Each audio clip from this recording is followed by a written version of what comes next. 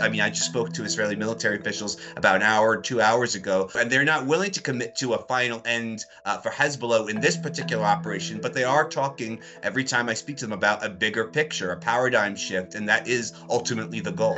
Right. Let's talk a little bit more about that, Tom, because the question here that we actually posed at the top of the show is, what does Israel really want for the longer term? It's not necessarily just about Israeli border security, and there could be these goals to potentially annex or fully occupy southern Lebanon as part of this greater vision that's been mentioned more than a few times now, to secure a greater Israel.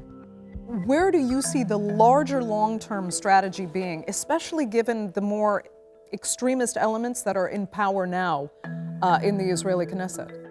Well, I think it's certainly concerning that, especially given the current political context in Israel, any land that is, taken, that is occupied, is very unlikely to be given back, at least in the short term. If there is a prolonged major Israeli military incursion into Lebanon, I think that we should expect a long-term Israeli presence there. As to the final goal, we hear from Israeli officials that they believe that there can be a new relationship with Lebanon, that if it's broken out of the Iranian axis. But again, the damage done to the public psyche in Lebanon based on these Israeli attacks, I think is a very significant factor. If there are long-term plans that really speak to that, I think is still really an open question. And of course, whether the White House also appreciates that is an open question.